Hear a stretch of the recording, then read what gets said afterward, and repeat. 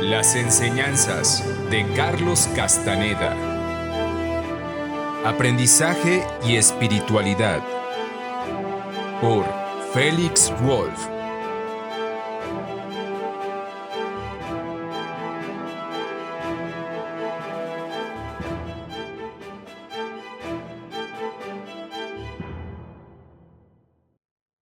Hoy te presento un lugar de poder. Resultó que ese viaje a Katmandú, tan extremo y surrealista, fue extrañamente atinado. Fue como haber salido de un túnel de gusano. Desde nuestra perspectiva, la ciudad y sus alrededores estaban atrapados en una cápsula del tiempo. Nepal ha estado cerrado al mundo exterior por más de 2000 años.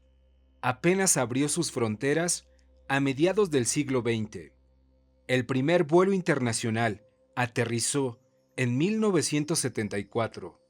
Nosotros llegamos 6 años después y el mundo moderno ya estaba presente en este reino de montañas, pero en forma de un barniz casi imperceptible.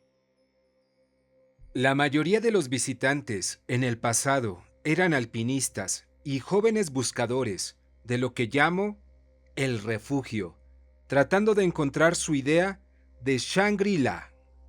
Los últimos han disfrutado la actitud liberal del reino hacia las sustancias psicotrópicas y las han utilizado para sus exploraciones y escapes, particularmente el ubicuo hashish. Antes que acelerar su modernidad, esta primera oleada de visitantes ha servido como un amortiguador y ha preservado la naturaleza anacrónica y exótica del lugar, lo que hace fácil perderse en esa cápsula del tiempo. Al caminar al hotel desde la estación de autobuses, el mundo que conocíamos se fue deshaciendo en la memoria. Había algo único en el olor de ese lugar. No era capaz de aislar o identificar los diferentes aromas en los que nos encontrábamos inmersos, pero, muy dentro de mí, los sentía familiares, arcaicos. Tan pronto como nos alejamos del camino principal, en el que el olor de gasolina adulteraba el efecto, pudimos atravesar el barniz y adentrarnos en la vida pasada que olía a fogatas, animales, estiércol, paja, tierra, piedras y a una existencia primitiva. Unos adoquines enormes dificultaban nuestra caminata. Casas pequeñas, chuecas, con puertas bajas y ventanas diminutas se continuaban en los callejones. Gente proveniente de la montaña bajaba cargada de mercancías e iban hacia mercados lejanos. Grupos de nativos se juntaban en las esquinas, cocinando sobre fogatas, platicando y riendo. Niños sucios jugaban y nos decían adiós mientras pasábamos. Una niñita salió de una casa de piedra, de apariencia milenaria, y se paró a defecar sobre el drenaje que pasaba por el callejón. Luego se sentó sobre el adoquín y se limpió con un poco de pasto que crecía ahí antes de entrar corriendo de nuevo a la casa.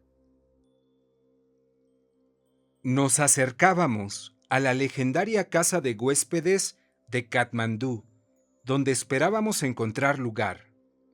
Más y más caras occidentales empezaron a surgir.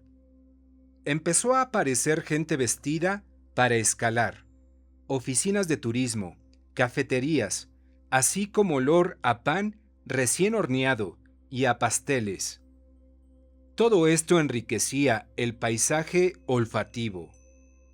Sin sorpresa, nos percatamos que una cultura formada principalmente por viajeros aficionados al cannabis había hecho de la pastelería algo suculento.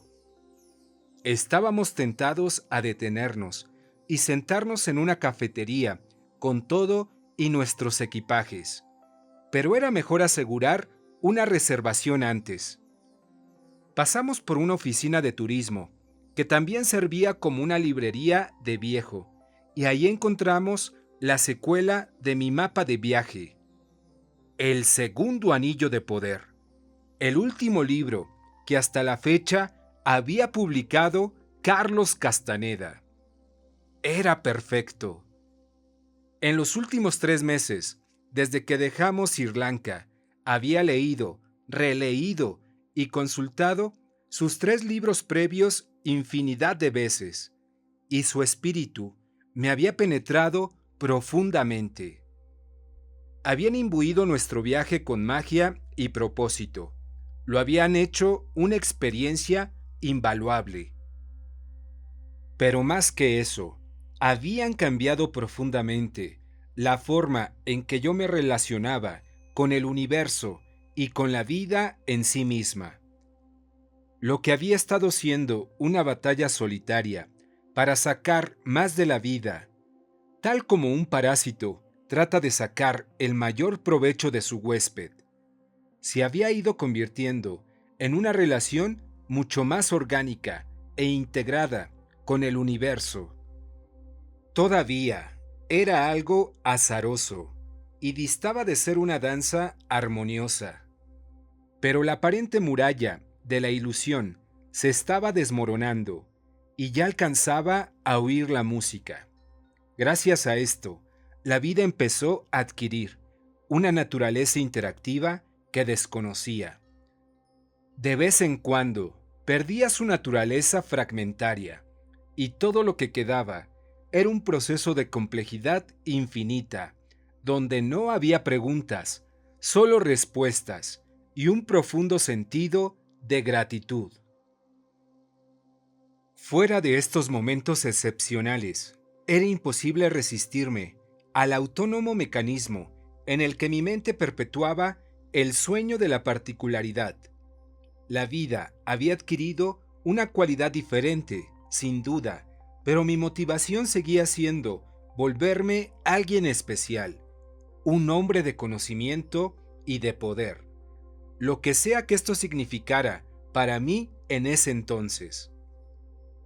Compramos el libro y en la casa de huéspedes de Katmandú fuimos afortunados de conseguir un lindo cuarto con vista a los jardines. Teníamos 4 semanas más antes de nuestro regreso a Europa, y antes de ver nuestro cuarto, ya sabíamos que íbamos a pasar casi todo el tiempo en Katmandú.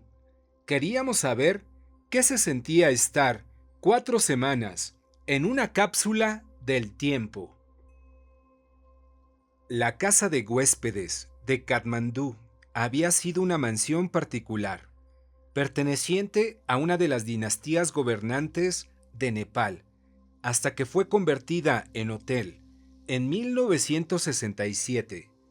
Siendo el primer hotel del área, se convirtió en parte integral del aura de Katmandú. Había algo increíblemente benevolente y relajante en su energía. Albergaba a un grupo ecléctico de personas y no conocía a nadie que no estuviera cautivado por su carisma. No había nada lujoso en él, y a pesar de que los cuartos eran humildes, su libro de visitas estaba lleno de nombres de gente famosa de todo el mundo y de todo tipo de personalidades. Para nosotros, esa energía única cumplía un propósito específico. Al llegar a Katmandú en ese autobús que parecía montaña rusa, y al habernos sumergido en sus olores antiguos, el pueblo nos había producido un ánimo alterado. Habíamos perdido nuestra orientación. Esto era emocionante, y en parte queríamos mantenerlo así de abierto y de ambiguo. Pero en otra parte de nuestro corazón, queríamos encontrar un sentido de familiaridad. Podríamos haberlo conseguido al hospedarnos en un hotel tipo occidental, o al silenciar inconscientemente el sensor que nos hacía percibir lo raro y lo anacrónico. Pero afortunadamente, recalamos en la casa de huéspedes de Katmandú, que era cómoda y nos daba tranquilidad, sin ser del todo familiar. Ahí nos encontrábamos, en un hermoso limbo de disponibilidad y, casi naturalmente, pasábamos un buen tiempo en su mágico territorio. El lugar más poderoso del hotel era un pequeño y exuberante huerto llamado Jardín Buda. Estaba diseñado de forma primorosa y lo dominaba un Buda sentado en tamaño natural. Este oasis, encantado, almacenaba la suficiente energía de Katmandú, una energía misteriosa que nos mantenía fuera de la conciencia del tiempo y del espacio, constantemente. Viajando, me había dado cuenta de que mi bienestar y mi conciencia estaban fuertemente ligados a mis alrededores, particularmente en relación a hoteles y restaurantes. Me había dado cuenta de que no era suficiente considerar parámetros racionales como precio, calidad, confort y conveniencia.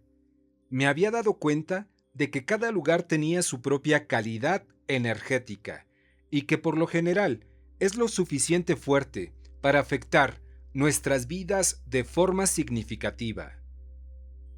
Al principio, era tedioso estar pensando si tal cuarto de hotel o tal mesa para cenar era adecuada o no para mi cuerpo. Pero al pasar el tiempo, estas percepciones se volvieron cada vez más naturales y fluidas. Entre menos me preocupaba si un lugar era adecuado o no, más relajante era mi navegación. Por supuesto, los lugares no solo se sienten adecuados o no. Algunas veces resultan ser ampliadores poderosos del estado en el que nos encontramos. En otras ocasiones, lugares con energía poderosa y natural conllevan un propósito especial, como el purgatorio de Varanasi, por ejemplo. En casos como ese, resultaría prudente alinear nuestro propio propósito con el del lugar. En un caso como el de Varanasi, deberíamos pensar, respirar y vivir el propósito de purificación al estar ahí. Navegar placeres no es un asunto lineal. Implica utilizar todos nuestros sentidos, incluyendo la razón. Pero la razón tiene un papel muy menor en comparación al que le otorgamos generalmente.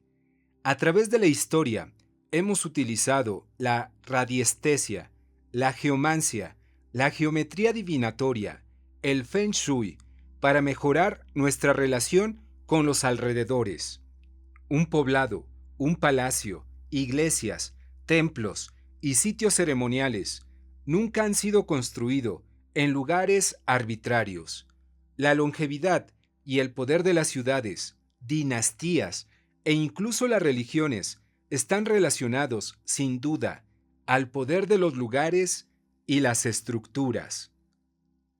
Muchos aspectos de estas energías, en particular, son obvios y accesibles a la razón. Si un lugar se percibe como extraordinariamente hermoso, majestuoso o antiguo, es naturalmente poderoso. Si millones de personas adoran y realizan peregrinajes a un lugar o templo, entonces se convierte en algo aún más poderoso.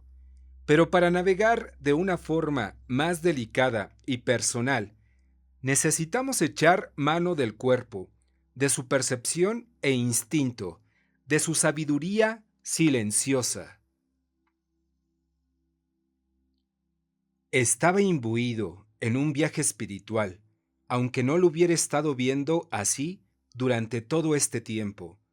Mi propósito era convertirme en un hombre de conocimiento, y en este sentido, Nepal me proporcionaba una energía auspiciosa. Localizado entre las cumbres del Tíbet y del valle del Ganges, del norte de la India. Nepal es un vórtice espiritual natural, donde se mezclan elementos del budismo y del hinduismo de forma única y ancestral. El reino fue la cuna de Buda Gautama y Katmandú alberga el más grande templo Shiva del hinduismo. Un sinfín de viajeros han pasado por este vórtice en sus viajes hacia la conciencia, quedándose en ashrams y monasterios o explorando estados de conciencia alterados y formas alternativas de vida. Nepal también es el hogar de 8 de las 10 montañas más altas del mundo, lo que le provee a muchos alpinistas y senderistas la experiencia de una vida, además de epifanías espirituales de otro tipo. La casa de huéspedes de Katmandú, con su energía protectora y nutritiva, parecía congregar y reflejar, al mismo tiempo, todos estos elementos sin abrumarnos. Tenía una energía distinguible, notable. Todos los que trabajaban ahí se veían relajados y literalmente brillaban de amabilidad. Nuestro cuarto era perfecto. Dormíamos bien y despertábamos repuestos y felices todos los días. Nunca nos enfermamos al comer en el restaurante o en el café del hotel, que en Katmandú es casi un milagro, debido a que la casa había pertenecido a una de las dinastías gobernantes. Estoy seguro que fue construida por artesanos conocedores, familiarizados con el Feng Shui y las energías de la tierra.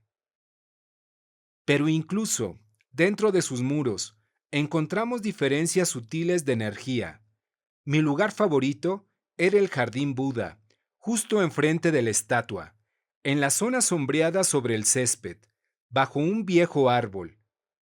Generalmente estaba disponible una silla de jardín reclinable, que me acomodaba para poder ver el Buda cuando mis ojos dejaban de leer. Ahí pasaba la mayor parte de mis días, cuando no nos íbamos a viajar en el tiempo a través del valle y sus alrededores. La sensación que tenía al estar sentado en este lugar específico era de satisfacción, una sensación de paz y de no querer pararme.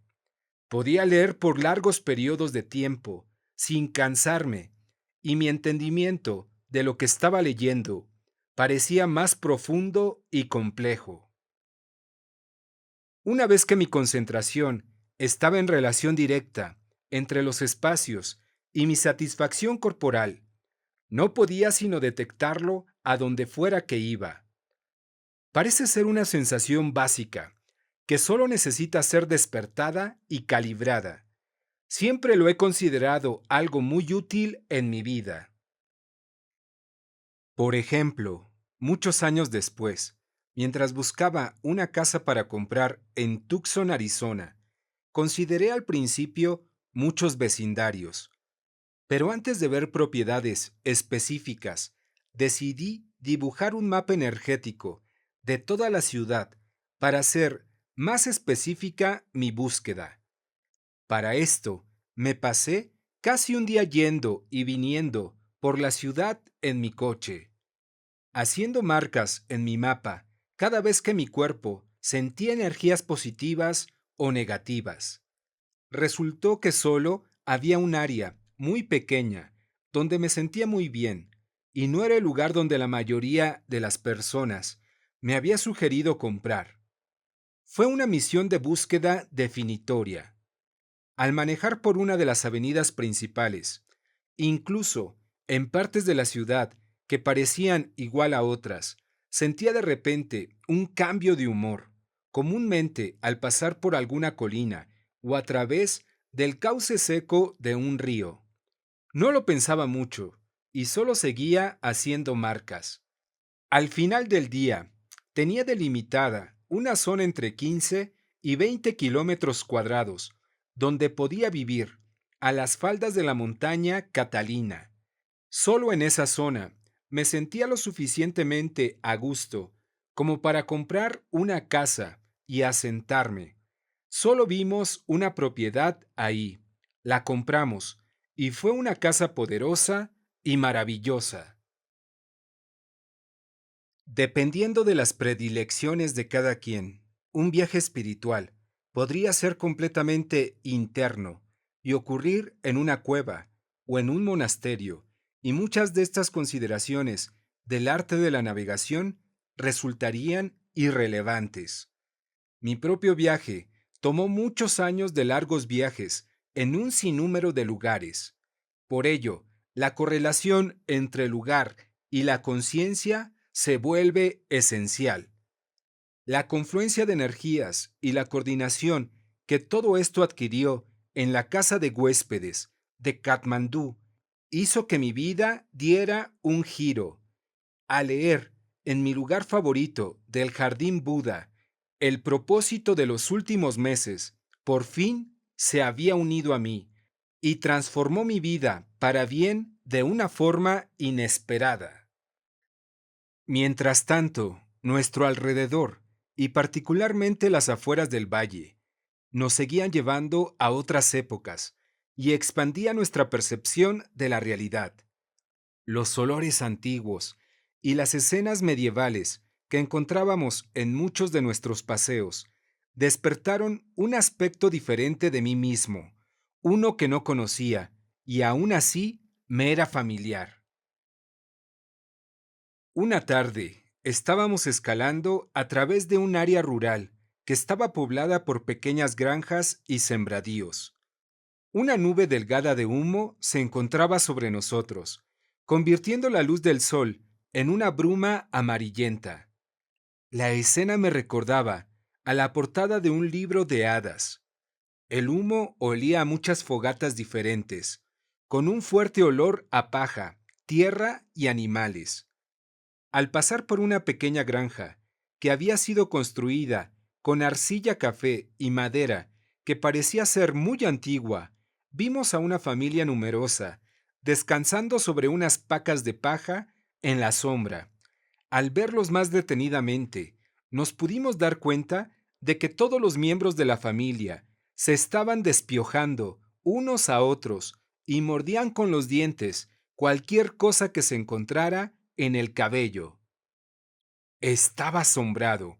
La cruda simplicidad de la escena, así como su poesía arcaica, conectaba conmigo tan fuertemente que me producía una disonancia cognitiva y me ponía en un estado de suspensión.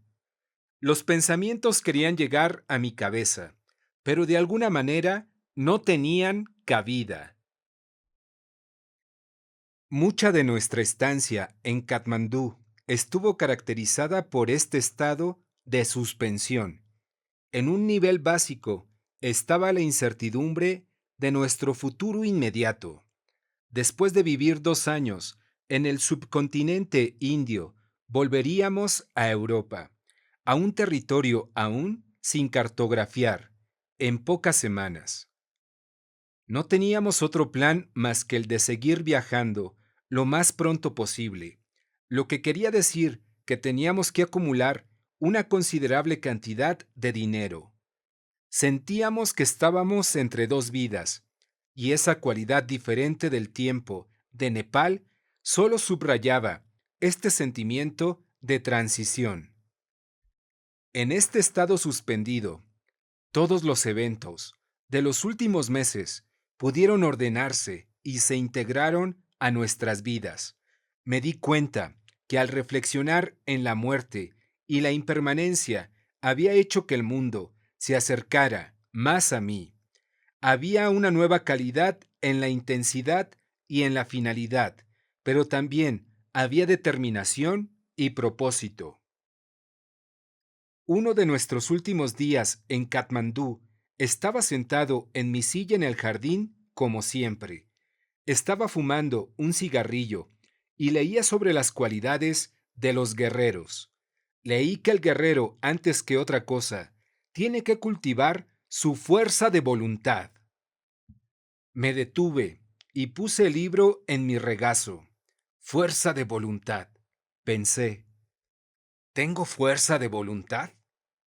Sentí que mis ojos se cerraban y que mi barbilla se hacía un poco hacia adelante. ¿Tengo fuerza de voluntad? Retuve la pregunta un rato más, echándole un vistazo al cielo. Muy bien, dijo una voz en mi cabeza. Eso es fácil de comprobar. Tienes que dejar de fumar. Entonces sabrás si tienes o no fuerza de voluntad. No, no, no, no, no. Espera un momento, dijo otra voz de repente. Eso es muy difícil. Déjame empezar con algo más fácil. ¿Qué? Dijo la primera voz. ¿Ahora quieres huir de esto? Tengo miedo, admitió la segunda voz. La voz continuó. La apuesta acaba de subir. Ahora no solo tienes que dejar de fumar, también tienes que dejar de beber para descubrir si tienes fuerza de voluntad o no. Cerré el libro en pánico, pero era demasiado tarde. Estaba en un dilema. Tenía que dejar de fumar y de tomar en ese instante, o tenía que vivir con la certeza de que no tenía fuerza de voluntad y que, por ende, el camino del guerrero para convertirme en un hombre de conocimiento era tan solo un sueño. Estaba fumando más de una cajetilla de cigarrillos al día, y para entonces acostumbraba a beber cerveza y vino diariamente. Una vez que lo pensé, me di cuenta de que no había día en que no bebiera al menos 2 copas de vino o varias cervezas para cenar, algunas veces hasta más. Nunca había visto esto como algo inusual, aunque sí había habido momentos en que trataba de dejar de fumar, pero mi intento duraba pocos días. Dudé por algunos segundos, pero no había salida. Además, el tiempo y el lugar eran perfectos para tomar esa decisión. Concluí mi debate interno. Claro que tengo fuerza de voluntad. Voy a dejar de fumar y de tomar en este instante. Y luego sucedió algo mágico. Tiré los cigarrillos que me quedaban y no fumaría ni bebería una gota de alcohol durante muchos años. Y aún después de que suavicé mi postura, nunca volví a hacerme adicto. Lo que más me sorprendió fue lo fácil que fue. Ni siquiera tuve antojos después de haber tomado mi decisión. Sin embargo, mis compulsiones no habían desaparecido, solo cambiaron su forma de expresión. Me volví un experto en agua mineral. Me obsesioné con la sobriedad y en seguir mi sendero. Cualquier cosa era posible ahora.